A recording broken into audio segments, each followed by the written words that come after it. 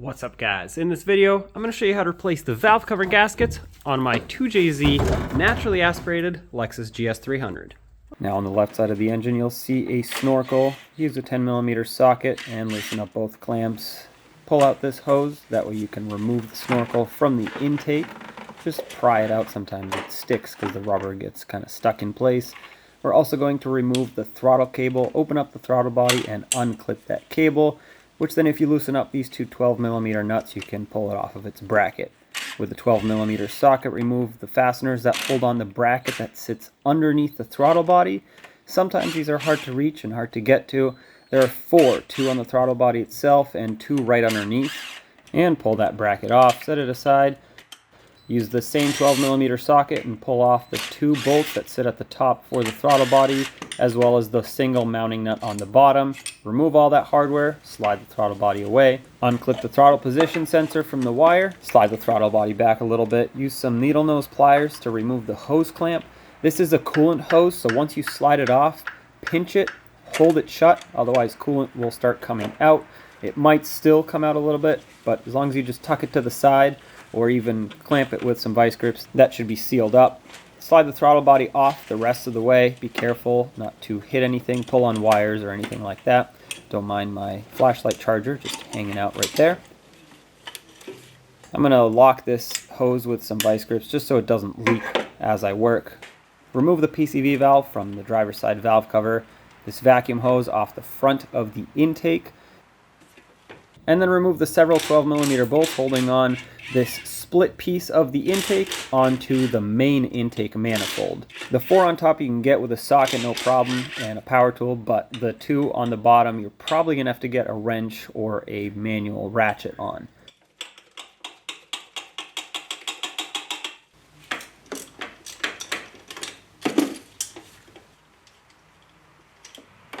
Now you slide this out of the way. There's going to be a little bracket on the backside right here that I couldn't film, but it's just a 10mm bolt.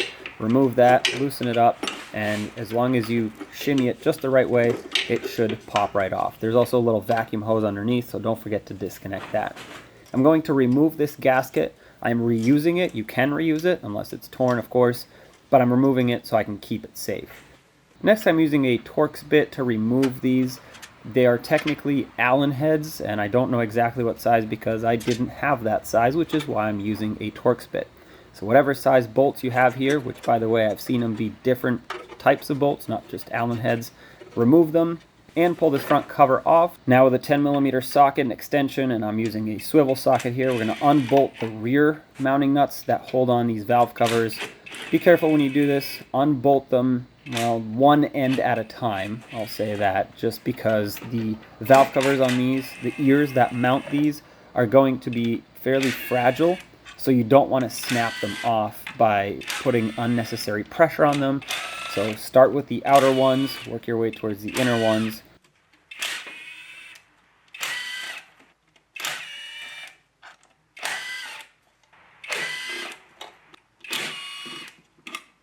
I'm going to move this wiring harness aside just so I can create more space. And then as soon as I lift up the valve cover, you'll see the gasket underneath kind of pop out. It's partially stuck to the head and partially stuck to the valve cover. I was able to shimmy the valve cover off and pull it right up and out. Now this driver's side one is actually going to be a little bit easier just because there isn't as much stuff in the way.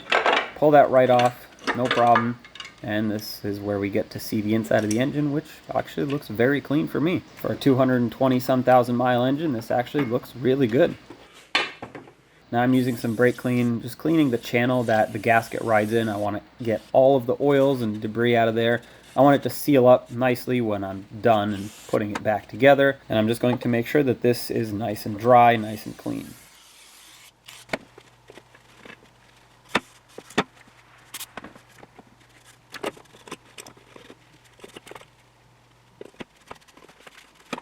I'm going to go around the head where the seal sits so I can clean that off as well. Just get all the oils off of there. Use a clean paper towel, some brake clean, wipe it off. Try not to spray brake clean directly on there because you'll dry off the cam lobes. Obviously you don't want that.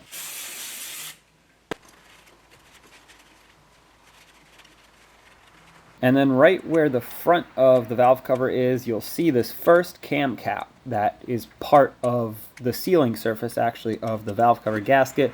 Clean that off with a razor blade because we'll have RTV on there.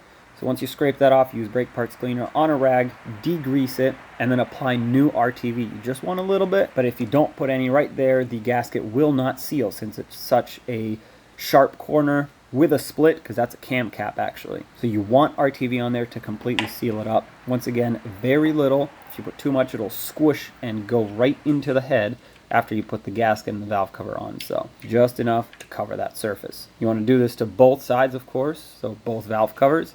And then we'll lay the gasket right over into its channel. It can only fit on one way, so if it doesn't look like it fits just right, you probably have it on the wrong one, or you have it backwards.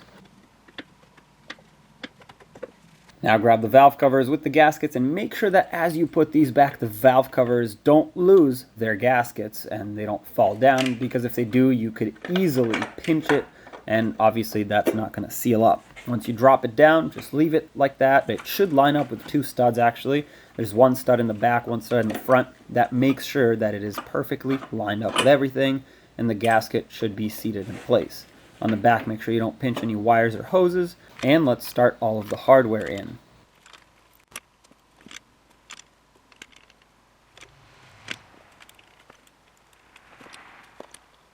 Snug it all down. I'm doing this with my impact, but I'm being very careful. This impact also has a feature that basically stops as soon as it feels any bit of pressure, as long as you just barely tap the trigger. So that's basically what I'm doing. I'm just bottoming them out. I'm not tightening them yet. I'm going in a cross pattern starting from the center. That way I can seat the valve cover evenly and apply even pressure. I don't want to break any of those ears off, especially the ones on the end. They are pretty fragile. Like I said earlier, with too much pressure, especially from a new gasket that needs to squish down, it will snap.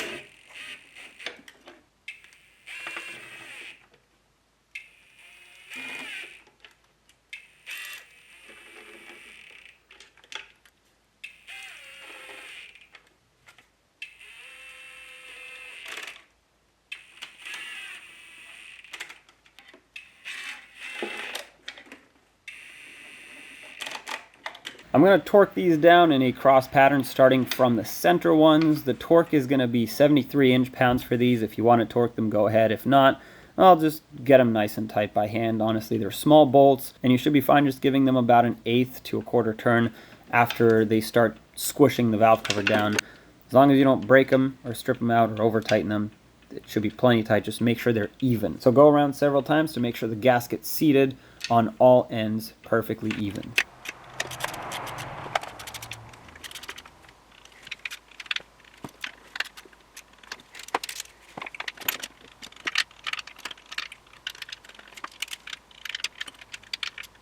Let's put this front cover back on and make sure that the wires are seated. You definitely don't want to pinch these. Once you seat the cover in place, just tighten up these screws. I'm honestly just driving them in by hand, and I'm not going to make them any tighter than that. With a clean paper towel and some brake clean, I'm going to clean off the surface for the intake gasket as well as the intake gasket itself. As you can see, it is pretty dirty and has a little bit of oil on it. I am reusing it. Like I said, it is a metal gasket, so you can, as long as it's not damaged. If it's damaged at all, you need to get a new one because you'll have air leaks, and that's obviously going to make it run horribly and not efficiently. So clean off the upper intake as well, or whatever you would call this two-piece intake runner. And then you want to make sure you connect this little vacuum hose that goes on the bottom, and it's basically going to a little line that loops up and around the back of the intake. So don't forget about that. Seat it in place and slide it on. It's got studs on the bottom, so you can't really misalign it because it won't go on otherwise. And start on the mounting hardware, not just for that little bracket on the back, but also for the intake itself. I also made sure to connect the PCV valve already, that way I don't forget about it.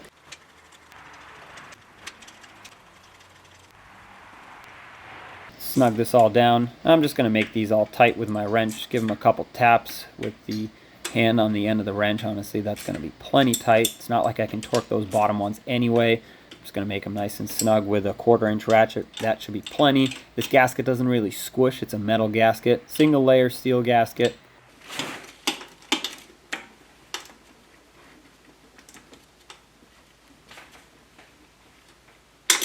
Put this vacuum hose back in, or the breather I guess, on the front of the intake. And then the throttle body, if you see this channel right here, that's to line up with the long stud on the bottom. And once you slide that on, don't go on completely because you got to put this hose on for the coolant. This is the one off the front of the throttle body. Of course, don't forget to seal it off with the clamp. Once you get that clamp seated all the way, you can slide the throttle body in completely. I'm just going to plug the throttle position sensor back in so I don't forget about it. And I'm going to start the hardware in for the throttle body, the 2 long bolts up top, and the mounting nut that goes on that long stud on the bottom. I'm going to snug these up, just make them nice and tight. Don't worry about making them too tight. You don't want to break them, and keep in mind, because they're so long and small, narrow, they can actually flex and break, so try to avoid that. Plug in the throttle plate motor, and then put in this bracket that sits on the bottom. Mine kind of looks like it's in 2 pieces because, well, it kind of is. It's supposed to be 1 piece. It's got little rubber grommets in between the 2 halves. Mine are broken. It's whatever. I'm going to bolt it back on with the 4 12mm mounting nuts, and I'm going to snug these back up. This supports the throttle body on the snorkel end.